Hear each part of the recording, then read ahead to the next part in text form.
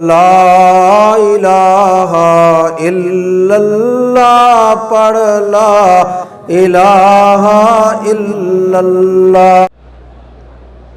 تو آج جس موضوع پر ہم نے بات کرنی ہے وہ ہے ایمان سیدنا عثمان رضی اللہ عنہ۔ جس دن میرے آقا نے سرکار دو عالم نے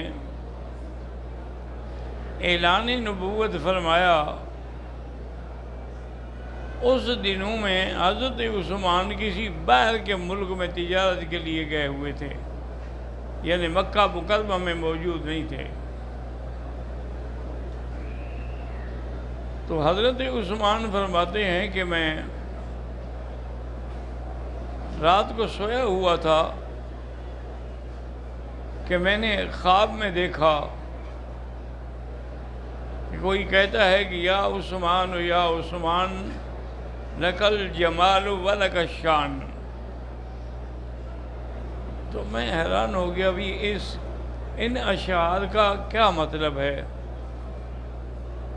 بہرحال وہ کہتا ہے کہ میں نے خواب تھا، خواب سمجھ کے چھوڑ دیا،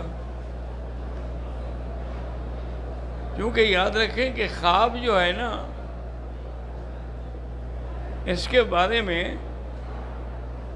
اچھی طرح مسئلہ سمجھ رہے ہیں کہ ایک تو انبیاء کا خواب ہے کہ کوئی نبی خواب دیکھتا ہے، وہ تو ایسے ہوتا ہے جیسے اللہ کا وحی ہو، اور ایک یہ ہے کہ صالح آدمی ہے، اس نے خواب دیکھا ہے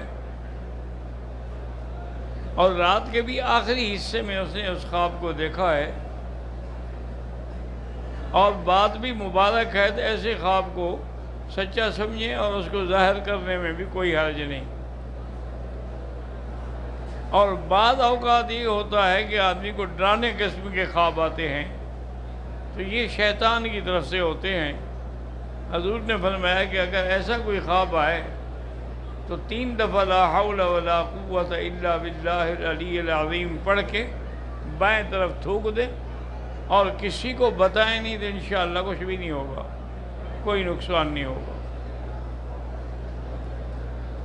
حضرت عثمان رضی اللہ تعالی عنہ اپنے سفر سے واپس تشریف لے آئے اور مکہ مکرمہ میں پہنچے، تو ان کی ملاقات اتفاق سے سب سے پہلے سیدنا ابی بکر رضی اللہ تعالی عنہ سے ہوئی۔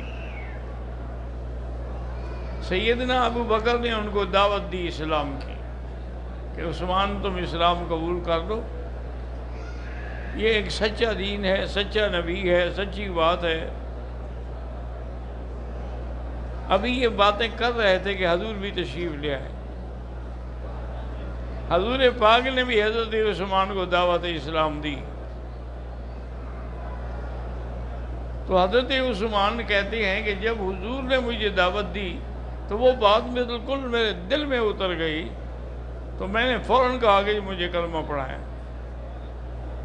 حضور صلی اللہ علیہ وسلم نے مجھے کلمہ پڑھا دیا، اور اسلام لانے کے بعد حضرت عثمان کو بھی بڑی سختیاں برداشت کرنی پڑی۔ آپ کے چچا تھے حکم ابن العاص، وہ دھوپ میں ان کو باندھ کے ڈال دیتے تھے، نہ پانی دیتے تھے نہ کھانا دیتے تھے۔ حضرت عثمان وہیں تڑپتے رہتے تھے، اور کبھی کبھی ان کو چٹائی میں یوں گول لپیٹ کے باندھ کے دھواں دیتے تھے، نعوذ باللہ، جیسے سانس رک جاتی تھی۔ یہ ساری تکلیفیں برداشت ہوتی رہیں۔ انہی دنوں میں حضور صلی اللہ علیہ وسلم بھی اپنی بیٹی کے نکاح کے لیے سوچ رہے تھے، بی بی رقیہ کے لیے۔ تو خیال آیا کہ کیوں نہ عثمان سے نکاح کر دیا جائے۔ تو حضرت عثمان سے بی بی رقیہ کا نکاح ہوا، اور کچھ لوگ مکے والوں کے مظالم سے تنگ آ کر حبشہ کے لیے تیار ہوئے، تو حضرت عثمان بھی اپنی بیوی کو لے کر 12 آدمی تھے کل ہجرت کرنے والے. حبشہ کا بادشاہ عیسائی تھا لیکن تھا انصاف والا، ظلم نہیں کرتا تھا کسی پہ. یہ 12 آدمیوں کا قافلہ روانہ ہوا. حضور پاک نے فرمایا کہ دیکھو، یا تو حضرت لوط علیہ السلام اپنے اہل کے ساتھ ہجرت کی تھی، یا آج عثمان اپنی بیوی کے ساتھ ہجرت کر رہا ہے. وہاں تشریف لے گئے، کافی بڑے آرام سے سکون سے حبشہ میں رہے، کیونکہ وہ بادشاہ کسی کو چھیڑتا نہیں تھا اور کسی پہ ظلم بھی نہیں کرتا تھا. اسی اثناء میں کسی نے آ کے خبر اڑائی کہ مکے کے حالات بدل گئے ہیں، مشرکین مکہ مسلمان ہو گئے ہیں. اصل وہ یہ تھا کہ حضور پاک سورۃ نجم پڑھ رہے تھے، تو جب سجدہ آیا تو مشرکین بھی سجدے میں گر گئے. لوگوں نے سمجھا کہ مسلمان ہو گئے ہیں، حالانکہ وہ مسلمان نہیں ہوئے تھے. وہ کہتے ہیں ہم واپس مکے کے لیے چل پڑے. جب مکے میں پہنچے تو پتہ لگا کہ کوئی مسلمان نہیں ہوا، بلکہ ان لوگوں نے تو ہم پر مظالم کی اور انتہا کر دی. پھر دوبارہ قافلہ تیار ہوا حبشے کے لیے 100 آدمی کا. تو اس میں بھی حضرت عثمان اپنی بیوی کے ساتھ وہ بھی روانہ ہو گئے. اسی لیے علماء کرام نے لکھا ہے کہ یہ لقب حضرت عثمان کے لیے ہے کہ ذوالہجرتین، کہ آپ نے 2 ہجرتیں کی، ایک پہلے حبشے کی طرف کی، پھر دوبارہ حبشے کی طرف کی. اور بعض کہتے ہیں کہ ایک ہجرت حبشے کی طرف کی اور ایک مدینہ شریف کی طرف کی. تو بہرحال ذوالہجرتین کا لقب بھی آپ کو ملا ہے. اور اسی طرح ذوالبشارتین کا لقب بھی آپ کو ملا کہ حضور صلی اللہ علیہ وسلم کے زمانے میں بیر رما جو تھا، بالکل حرم شریف جہاں اب حرم ہے نا، بالکل اسی کے قریب تھا. ایک یہودی اس کا مالک تھا. یہودی بدبخت جو ہے وہ مسلمانوں کو پانی نہیں دیتا تھا، پیسے لیتا تھا. اب غریب مسلمان کہاں سے پانی، پینے کے پانی کے بھی پیسے دیں؟ بڑے پریشان تھے. حضور نے فرمایا کہ کوئی ہے جو اس سے یہ کنواں خرید کر کے مسلمانوں کے لیے وقف کر دے، میں اس کو جنت کی بشارت دیتا ہوں. حضرت عثمان رضی اللہ تعالی عنہ گئے اور اس یہودی سے بات کی اور 20,000 درہم میں وہ کنواں خریدا. خرید کر کے کاغذات لکھوا کے وہ کاغذات لے کے حضور کی خدمت میں آئے کہ یا رسول اللہ صلی اللہ علیہ وسلم، الحمدللہ میں نے 20,000 درہم میں یہ بیر رما خریدا ہے اور میں وقف کرتا ہوں مدینے کے مسلمانوں پر. حضور نے فرمایا بشرہ بالجنہ، اللہ تمہیں جنت نصیب کریں گے، تمہیں مبارکباد دیتا ہوں، بشارت دیتا ہوں. تو یہ بشارت جو ہے یہ بھی آپ کو ملی جنت کے لیے. اسی اثناء میں جیسے جیسے اسلام بڑھتا گیا تو مسجد نبوی جو ہے نا وہ تنگ پڑ گئی. حضور نے فرمایا کہ مسجد نبوی کے ساتھ جو زمین ہے، اگر کوئی اہل خیر خرید کر کے دے دے تو اس کو جنت کی میں بشارت دیتا ہوں.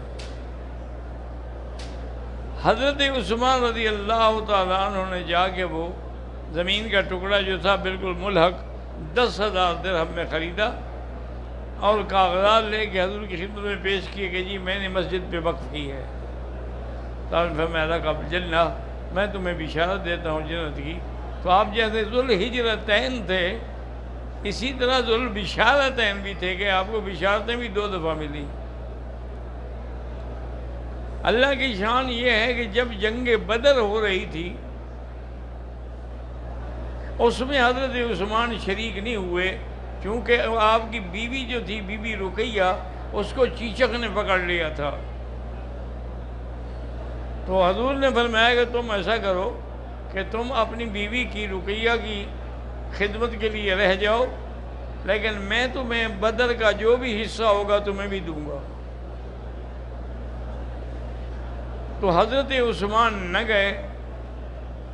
اتفاق ہے کہ جب فتح بھی ہو گئی، واپس آئے، جس دن حضور واپس آئے اسی دن بی رقیہ بھی فوت ہو گئی۔ لیکن حضور صلی اللہ علیہ وسلم نے جو ایک بدری صحابی کو حصہ ملا تھا اتنا حصہ آپ نے حضرت عثمان کو بھی دے دیا۔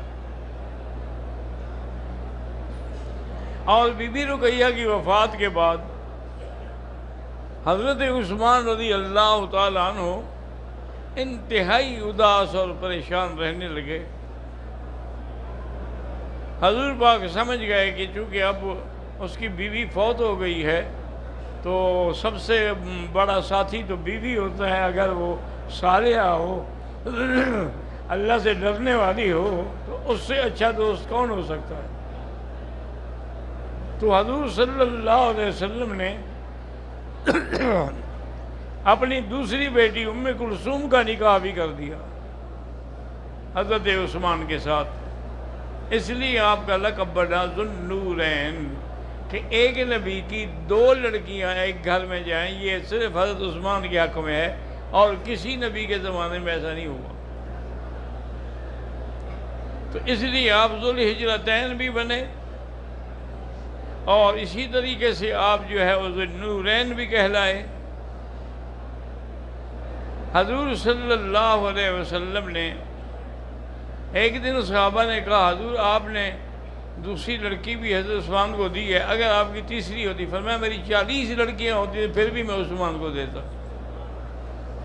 اتنے عثمان پہ خوش تھے رضی اللہ تعالیٰ عنہ وارضاہ۔